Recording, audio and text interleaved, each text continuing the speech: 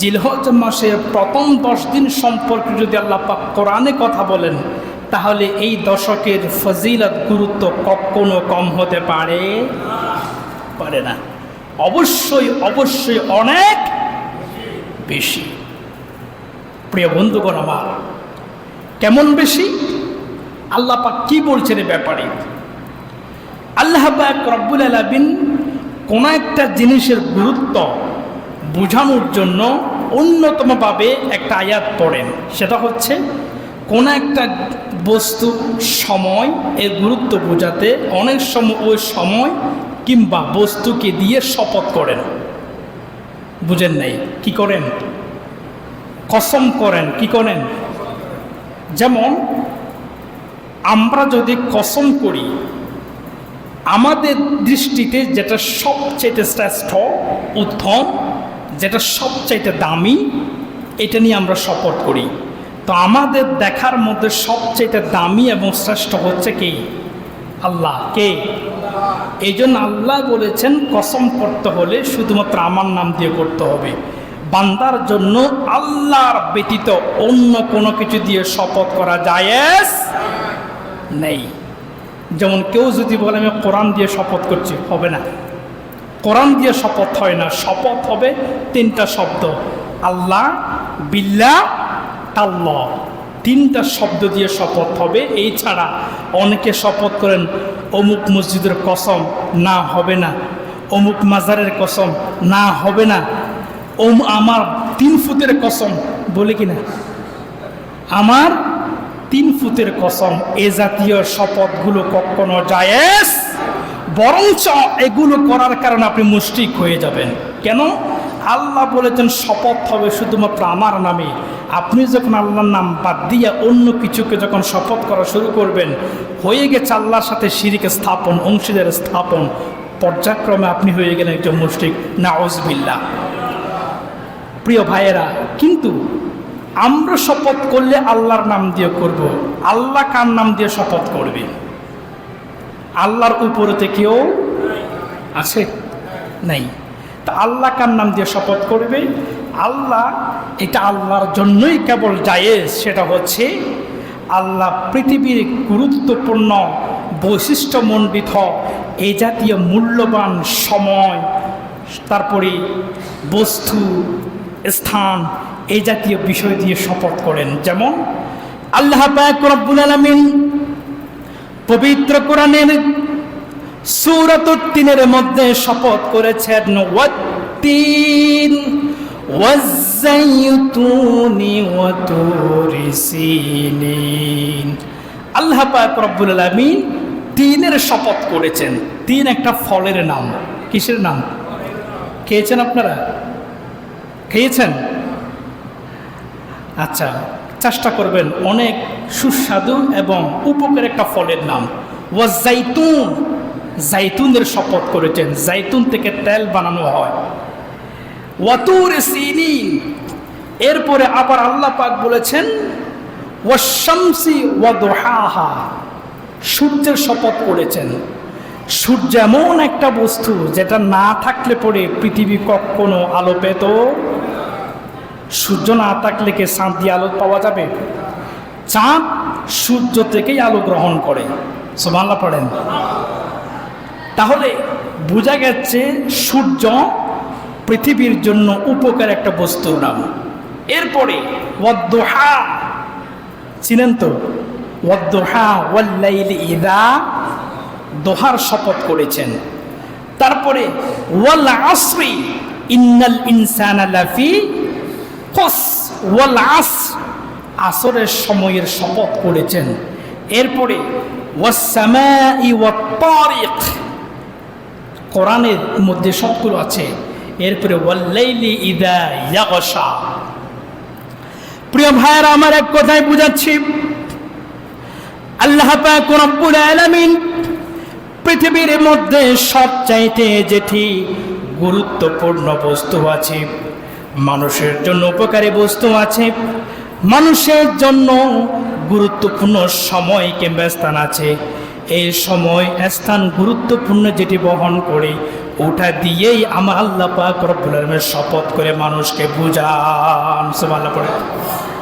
ঠিক একইভাবে আল্লাহ পাক রব্বুল আলামিন সূরাতুল ফজরের মধ্যে শপথ করে বলছেন, ওয়াল ফজর ওয়া লায়ালিন আশরিন ওয়াশ শাফিঈ ওয়াল ওয়াতর। আল্লাহ পাক রব্বুল আলামিন শপথ করছেন ফজর সময়ের। কোন সময়? ফজরের। কারণ ফজর এমন একটি সময়ের নাম যেটা মানুষের জীবনের জন্য অত্যন্ত অত্যন্ত বেশি উপকারী। সুবহানাল্লাহ পড়ে। বর্তমান আধুনিক বিজ্ঞান, চিকিৎসা বিজ্ঞানের দৃষ্টিতে ফজর সময় মানুষের শরীরের জন্য যে বাতাস আসে, এইটা যেরকম উপকারে, সারাদিনে এরকম উপকারী বাতাস আর একটা বললাম। ফজরের নামাজের পরে কোনো বান্দা যদি কাজ শুরু করে দিনের কাজগুলা, তাহলে তার কাজের মধ্যে বরকত দেন কে? এরপরে ফজরের সময় থেকে যে কাজ শুরু করবে তার কাজগুলো সুন্দর এবং সমাপ্তিতে শেষ হয়ে যাবে। এইভাবে বলতে গেলে অনেক কথা আছে, এক কথাই বুঝাচ্ছি ফজরের সময়ের গুরুত্ব অনেক অনেক বেশি। এই জন্য আল্লাহ পাক কোরআনের মধ্যে ফজরের সময়ের শপথ করেছেন, কসম দিয়েছেন। এরপর আল্লাহ পাক বলছেন ওয়ালায়ালিন আশর। ফজরের শপথ করার পরে এরপরে বলছেন আমি শপথ করছি 10 রাতের। সুবহানাল্লাহ পড়েন। কয় রাতের? ওয়ালায়ালিন শব্দের অর্থ হচ্ছে রাত, এক রাত নয়, 2 রাত নয়, অনেক রাত। কত রাত? আশরিন, 10। আশর মানে কত? 10। ওয়ালায়ালিন আশরিন, আমি আল্লাহ শপথ করতেছি 10 রাত্রির। কয় রাত্রির? 10 রাত্রির শপথ করছি, আল্লাহ পাক বলছেন। এখন প্রশ্ন হচ্ছে, এই 10 রাত্রির শপথ যেহেতু আল্লাহ পাক করেছেন, নিশ্চয় এই 10 রাত্রির গুরুত্ব, ফজিলত কোন অংশে কম হতে পারে? প্রশ্ন হচ্ছে, এর মধ্যে আল্লাহ পাক এমন কি রেখেছেন যার জন্য এই 10 রাত্রির শপথ আল্লাহ পাক করেছেন? মুফাসসিরে কেরামগণ এবং মুহাদ্দিসিনে কেরামগণ এর তাফসীর করেছেন। তারা বলতে লাগলেন, আল্লাহ পাক রব্বুল আলামিন কোরআন মাজিদের মধ্যে জিলহজ মাসের প্রথম 10 দিন এবং 10 রাতের শপথ করেছেন। বোঝা গেল এই জিলহজ মাসের প্রথম যে 10 দিন আছে, এই 10 দিনের গুরুত্ব আল্লাহর কাছে অনেক অনেক বেশি। সুবহানাল্লাহ পড়ে। নবীদের কাছে প্রশ্ন করা হয়েছে, আমার নবীজি এই 10 দিন সম্পর্কে হাদিস বলছেন। কি বললেন দেখেন, قال رسول الله صلى الله عليه وسلم ما من أيام أفضل عند الله ولا العمل فيهن أحب إلى الله عز وجل من هذه الأيام يعني من العشر। আমার নবীজি বলতে লাগলেন, জিলহজ মাসের প্রথম 10 দিন আল্লাহর কাছে এত বেশি প্রিয়, এত বেশি পছন্দনীয়, এই 10 দিনের মতো বছরের অন্যান্য সময়গুলো আল্লাহর কাছে যত পছন্দনীয় নয়। সুবহানাল্লাহ পড়ে। বছরের মধ্যে 365 দিন আছে। 365 দিনের মধ্যে আল্লাহ পাক রব্বুল আলামিন সবচাইতে বেশি পছন্দ করেছেন জিলহজ মাসের প্রথম 10 দিনের সময়টাকে। এই 10 দিনের মধ্যে যখন বান্দা কোনো আমল করবে, আল্লাহ পাক রব্বুল আলামিন অধিক অধিক পরিমাণে সওয়াব তাকে দান করে দিবে। তবে মনে রাখবেন, এই 10 দিন কিন্তু রমজানের চাইতে দামি নয়। বুঝবেন কিসের চাইতে দামি নয়? রমজানের চাইতে নয়, রমজানের পরে, রমজান মাসের পরে সবচাইতে শ্রেষ্ঠ যে দিনগুলা, সেইটা হচ্ছে আগামীকাল থেকে শুরু। সুবহানাল্লাহ পড়েন।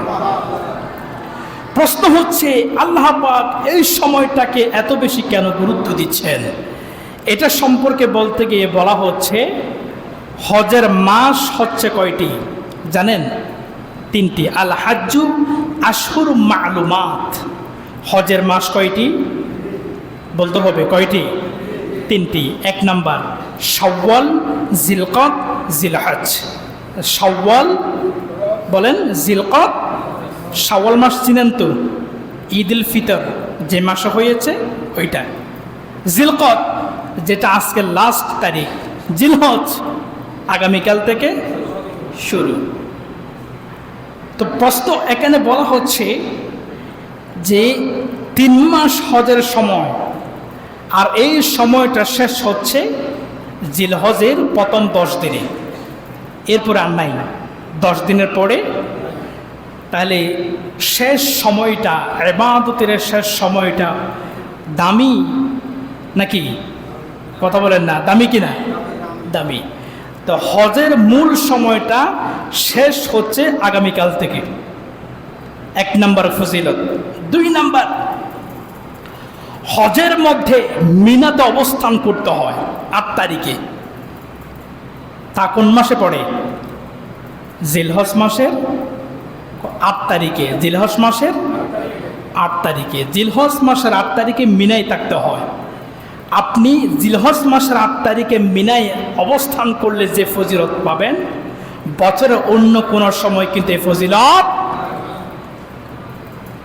আপনি যদি আপনাকে একটু ক্লিয়ার করে বুঝায়, মিনাতে আমি গিয়েছি, আমি যাওয়ার পরে আপনি দর্শনীয় স্থান এখানে হাজির অবস্থান করে আল্লাহ পাকের মকবুল একটা জায়গা, এটা দেখার জন্য গিয়েছি, কিন্তু হজ উপলক্ষে মিনা অবস্থান করলে যে ফজিলতগুলো হয় আমি কিন্তু এগুলো পাইনি, কারণ আমি সে সময় যেতে পারি নাই। 8 তারিখে যাই না, অন্য তারিখে গিয়েছি। বুঝাচ্ছি আমি গিয়েছি, পাই নাই, কিন্তু হাজিরা যাবে, তারা পেয়ে যাবে। কেন? সময়টা এর মধ্যে আছে। প্রশ্ন হচ্ছে সময়টা 8 তারিখ কোন মাসে, কোন সময়ে? প্রথম দশকে। কোন সময়ে? প্রথম দশকে। এই জন্য প্রথম দশকের গুরুত্ব আল্লাহর কাছে বেশি। হজের মধ্যে সবচাইতে গুরুত্বপূর্ণ এবং কিতাবের ভাষায় যেটাকে আসলে হজ বলা হয়েছে, যেটা না হলে হজ হবে না, সেটা হচ্ছে আরাফায় অবস্থান করা।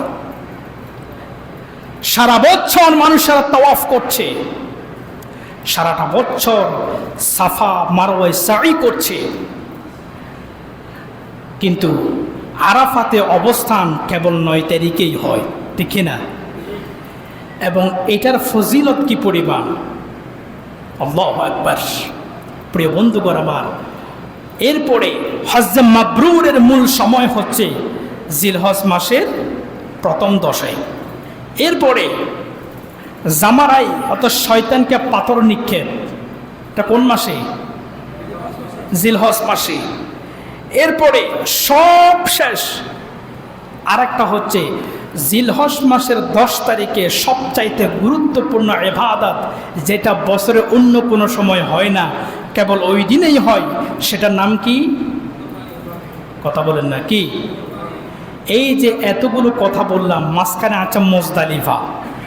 মুজদালিফা অবস্থান করে এই যে এতগুলো কথা বললাম, এতগুলো ফজিলতপূর্ণ ইবাদতের নাম বললাম, এই সবগুলো ইবাদত সংগঠিত হয় কেবল একটা সময়ের নাম হচ্ছে কোন মাস? বুঝেন নাই? কোন মাস?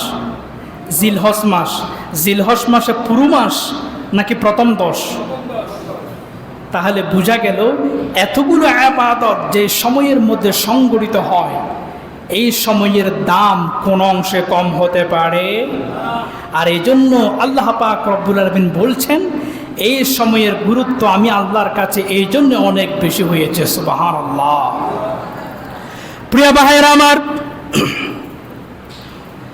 এই সময়ের মধ্যে হজ করলে পরে আল্লাহ পাক রব্বুল আলামিন আপনাকে এমন একটি পুরস্কার দিচ্ছেন, রব্বুল আলামিন নবীজির মাধ্যমে জানিয়ে দিচ্ছেন আমাদেরকে, কোন একজন ব্যক্তি যদি হজ পালন করে আর আল্লাহর দরবারে যদি সেই হজটা কবুল হয়ে যায়, রব্বুল আলামিন তাকে বড় বড় 2টা পুরস্কার দান করবেন।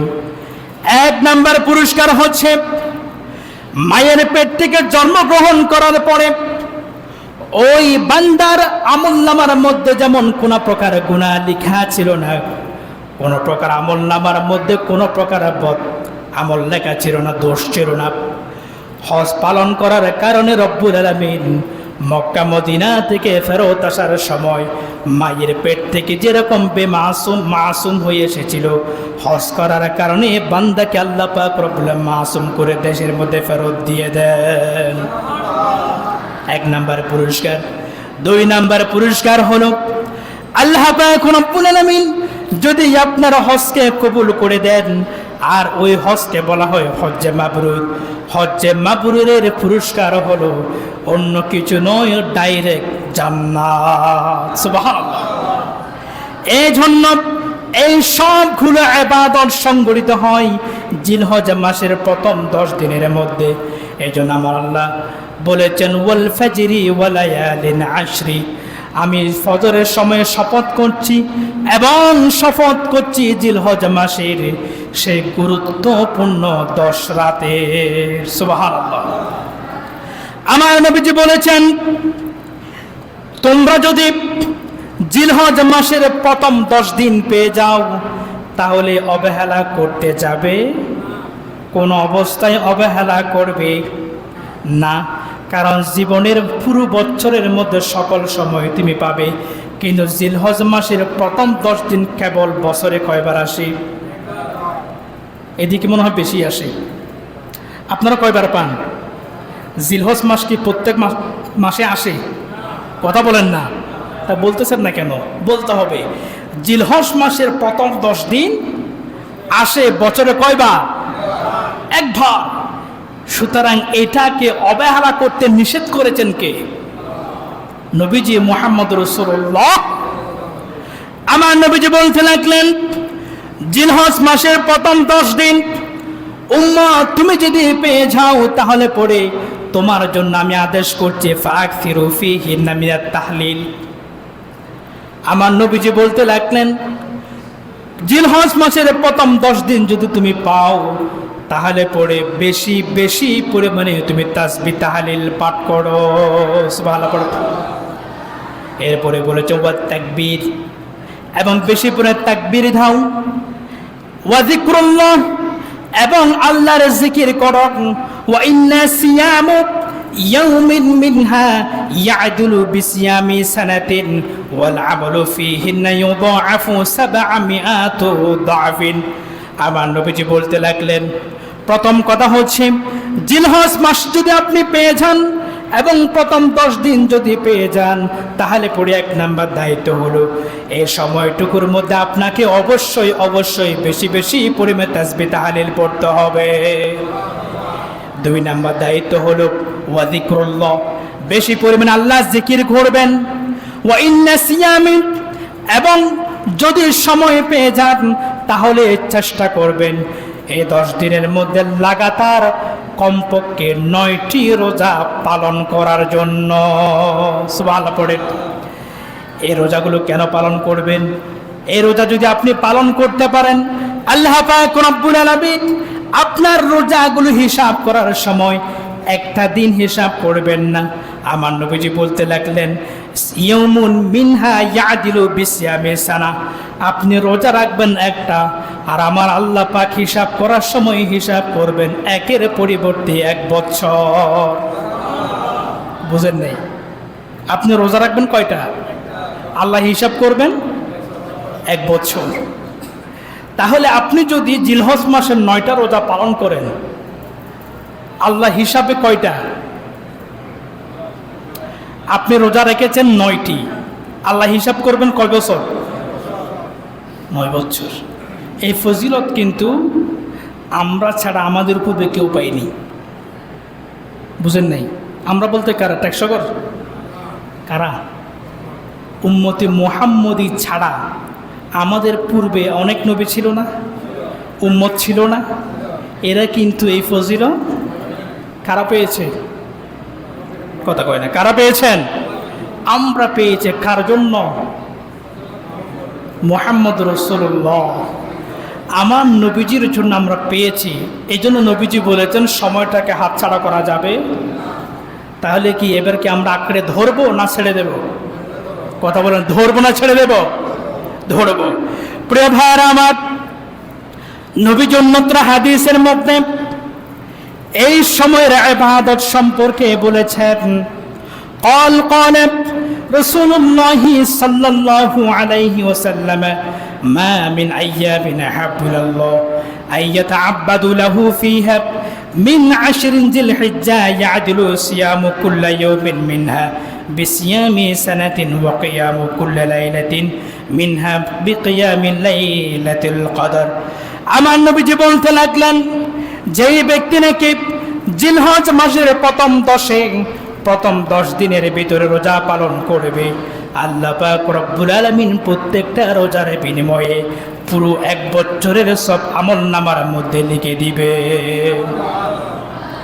অতএব যে ব্যক্তি নাকি গুনে গুনে 1 তারিখ থেকে 9 তারিখ পর্যন্ত, 10 তারিখে তো কোরবান, নাকি কোরবানির দিন রোজা পালন করা জায়েজ, রাখলে গুনাহ হবে।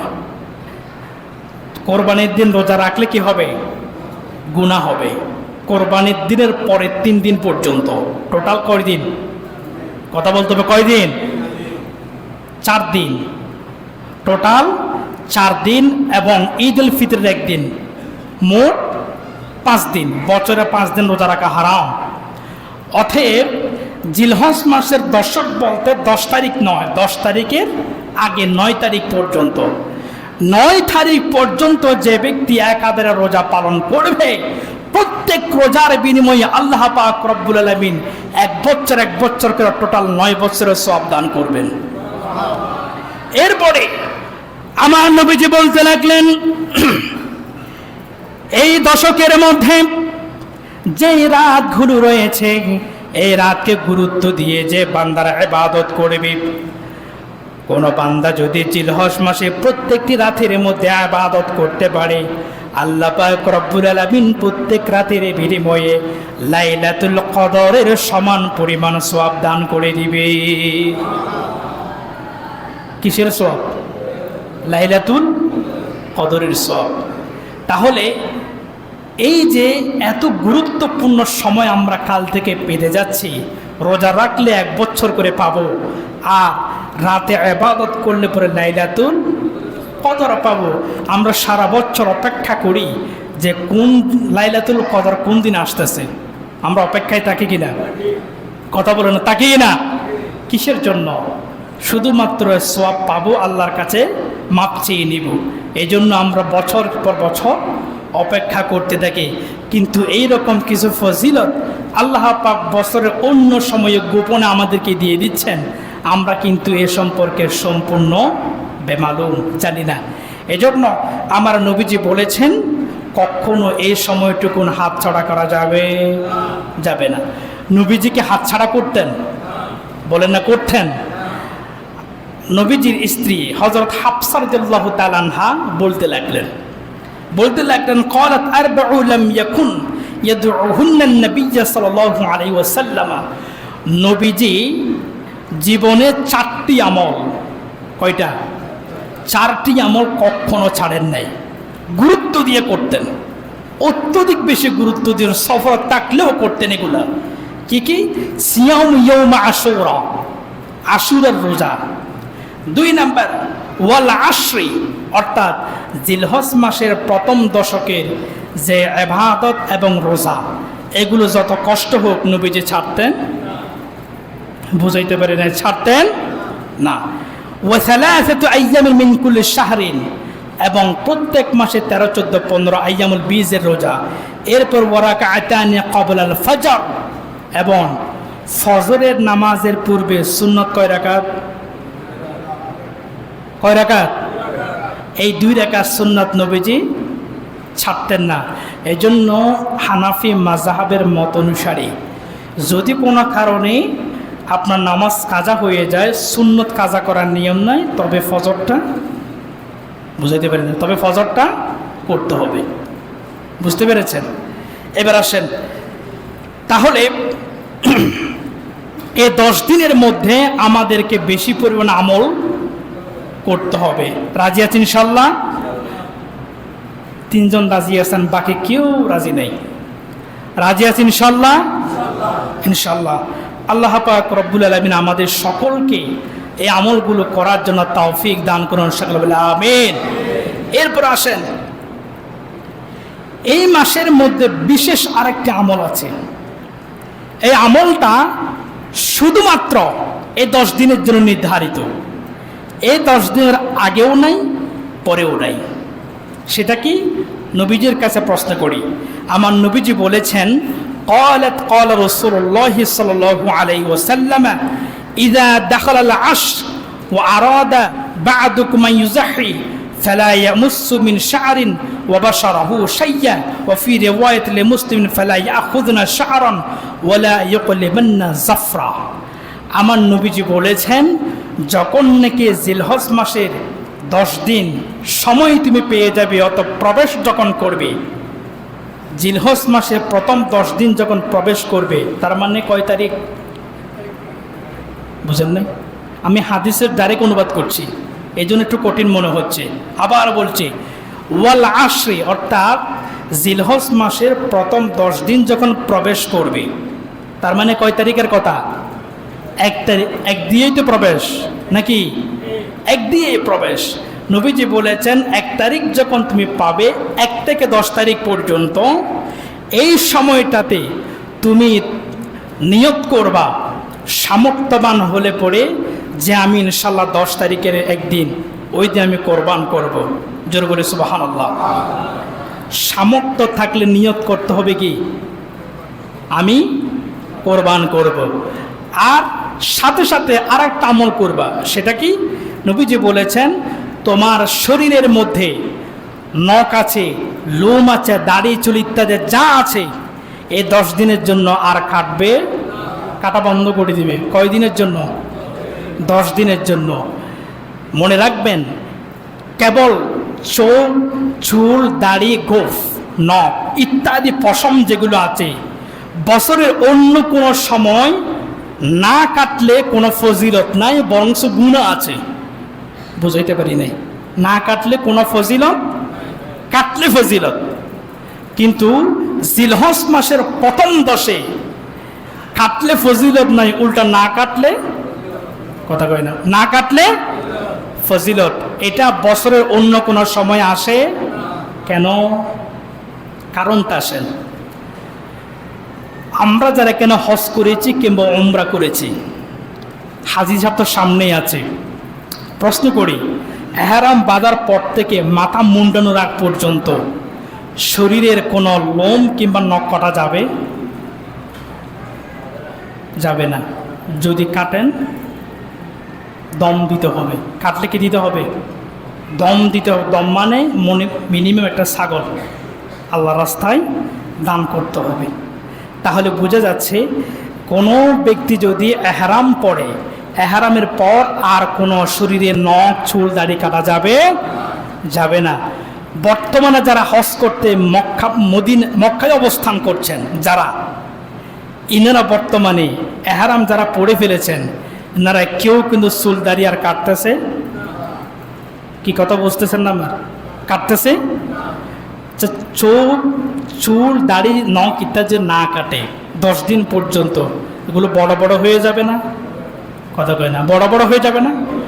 আর বড় বড় যদি হয়ে যায়, দেখতে কিসের মতো লাগবে? অনেকটা কি পাগল। কিসের মতো? আরে উত্তর দেন না, উত্তর দিলে মজা। আমি আপনাকে পরবর্তী কথা বুঝাতে পারবো। দেখতে কিসের মতো? পাগলের মতো। আর এই যে আল্লাহর জন্য আপনি কাটেন নাই, না কেটে যে পাগল হয়ে গেছেন, এই পাগলের বেশটা আল্লাহর কাছে বেশি পছন্দ হয়। কেন? আল্লাহ পাক রব্বুল আলামিন বুঝাচ্ছেন এই কথা, আমার বান্দা যখন ইহরাম পড়ার পরে চুল, দাড়ি, নখ যখন কাটতে পারলো না, আরাফার মধ্যে এসে বসে আছে পাগলের বেশে, শুধুমাত্র 2 টুকরো কাপড়, নেই কোনো অন্য কিছু, নেই শরীরের মধ্যে কোনো প্রকার সুগন্ধি তেল, কিচ্ছু নেই। একজন পাগলের মধ্যে যেরকম তেল, সুগন্ধি কিচ্ছু থাকে না, চুলগুলো বড় বড় হয়ে যায়, নখগুলো লম্বা লম্বা হয়ে যায়, পাগলের মতো করে কিছু একটা নেওয়ার জন্য বসে থাকে। আল্লাহ বলছেন, আমার বান্দা পুরো পাগলের মতো হয়ে গেছে, শুধুমাত্র আমার রেজামন্দি পাওয়ার জন্য, পুরো পাগলের মতো হয়ে গেছে শুধুমাত্র গুনাহগুলো মাপ নেওয়ার জন্য। আমি রব্বুল আলামিন ঘোষণা দিয়ে দিচ্ছি, আমার বান্দা যে চুল দাড়ি কিচ্ছু যে কাটে নাই, এগুলো একটাও আমি বৃথা যেতে দেব না, সবগুলোর পরিবর্তে অসংখ্য সওয়াব দান করে দেব। আর ওই হাজিরা যেহেতু কিচ্ছু কাটতে পারে না, আমরা নসিবে নাই, দাওয়াত পাই নাই, হজ করতে যেতে পারি নাই, মনে রাখবেন যারা নাকি হজ পালন করেছে, কাবা একবার দেখেছে, মদিনা একবারে দেখেছে, শান্তিতে কিন্তু ঘুমাতে পারছে? কথা কয় না, পারছেন? যারা গিয়েছেন জিজ্ঞেস করেন, ফরিদ ভাই তো রেগুলার বলে আমাকে, হুজুর মন টিকতেছে না। বিশ্বাস করেন কয়েকদিন আগে আমি ঘুমাতে পারছি না, আমার সামনে শুধুমাত্র মক্কাটা বাসি উঠতেছে, এহরামের কাপড়গুলো বাসতেছে, মন চাচ্ছে আরেকবার চলে যায়, কিন্তু পারতেছি না। আমার আল্লাহ বলছেন এই কথা, বান্দারে তোমার মতো সমস্ত বান্দারা যাদের তৌফিক আছে, টিকিট পেয়েছে, তারা সকলে বাইতুল্লাহ তোয়াফ করতেছে, চুলদারে না কেটে পাগল হয়ে গেছে। তুমি যদি তাদের মতো করে এইখানে বসে নিজেকে যদি তাদের মতো করে পাগল বানিয়ে দাও, তাদেরকে যে ফজিলত দিয়েছি আমি তোমাকে এত কার্পণ্য করব। সুবহানাল্লাহ পড়বেন না? তারা মক্কা মদিনায় বসে যে ফজিলত পাচ্ছে, তুমি তাদের সাদৃশ্য হওয়ার কারণে তাদেরকে যেমন দিচ্ছে, আমি আল্লাহ তোমাকেও সেই ফজিলত দিয়ে দিব। তাহলে চুল দাড়ি নখ ইত্যাদি এই 10 দিনের মধ্যে আমরা কাটবো, পারবো ইনশাল্লাহ? সকলে পারবো ইনশাল্লাহ? আল্লাহ আমাদের সকলকে কবুল করুন। মাসলা জেনে রাখেন, মাসলাটা জেনে রাখেন, যারা এখনো পর্যন্ত চুল দাড়ি কাটেন নাই, মানে সাপ্তাহিক যারা কাটেন রেগুলার, আমি অনুরোধ করব আজকের মধ্যে কেটে ফেলেন, সন্ধ্যার আগে, কাল থেকে কাটবেন না। যদি কোনো কারণে আজকে কাটেন নাই, কাল থেকে নাও কাটবেন, কিন্তু দেখা যাচ্ছে আপনার শরীরের নাভির নিচের যে লোমগুলো আছে, এগুলো 40 দিনে অতিবাহিত হতে পারবে। 40 দিন যদি হয়ে যায় না কাটা অবস্থায়, মাকরু তাহরিমিতে পড়ে যাবে। এখন আপনি মোস্তাহাব একটা আমল করতে গিয়ে যদি মাকরু তাহরিমি হয়ে যায়, হিতে বিপরীত, সব থেকে গুনাহ বাড়বে, তখন আপনি করে ফেলবেন। এজন্য আমাদের অ্যাডভাইস হচ্ছে এরকম যে আপনি জিলহজ মাসের 1 তারিখ শুরু হওয়ার আগে সম্পূর্ণ পরিষ্কার হয়ে যান, এবং 10 দিন যখন হবে, জিলহজ মাসের 10 তারিখে কোরবানি দেওয়ার পরে এবার আপনার নখ চুল দাড়িগুলো আবার কেটে ফেলেন। পারবেন তো ইনশাল্লাহ? আল্লাহ আমাদের সকলকে কবুল করেন, সকলে আমিন। এবং আপনাদের প্রতি আরেকটা আরজ হচ্ছে, আমাদের মধ্যে একটা মাসালা ভুলভাবে আছে, যেটা হচ্ছে আমরা মনে করি যারা নাকি কোরবানি করে না কেবল তারাই চুলদারি কাটবে না। অনেকে বলি না, কথা বলেন না, বলি কি না? না, নবীজির হাদিস সেটা বলে না। নবীজির প্রথম যে হাদিস পড়েছি এর মধ্যে বলা আছে, যদি তুমি কোরবানির নিয়ত করো তাহলে সেই দিন থেকে তুমি চুলদারি কাটবে না। তাহলে যে কোরবানি দিবে সে চুলদারি কাটবে। তাহলে এখন সামর্থ্য ধনীরা কোরবান দিচ্ছে, গরিবরা দিচ্ছে না, তাহলে গরিবরা কি চুলদারি কেটে ফেলবে? নবীজির অন্যত্র হাদিসের মধ্যে আসছে, একজন গরিব সাহাবী নবীজির কাছে গিয়ে বলেন, ইয়া রাসূলুল্লাহ, আমি তো গরিব মানুষ, আমার সম্পদ নেই, কোরবান দিতে পারছি না, আমি কি করব? নবীজি বললেন, তুমি আজকে থেকে চুলদারি কাটিও না, ওই গরু যদি যেদিন জবাই হয়ে যাবে এরপরে তুমি চুলদারিগুলো কেটে দিও, আল্লাহ পাক তোমাকে ওই দিন ফজিলত দান করবেন। তাহলে ধনী গরিব কেউ আমরা চুল দাড়ি আজকাল থেকে কাটবো। আল্লাহ পাক সকলকে কবুল করুন, আমিন। এবারে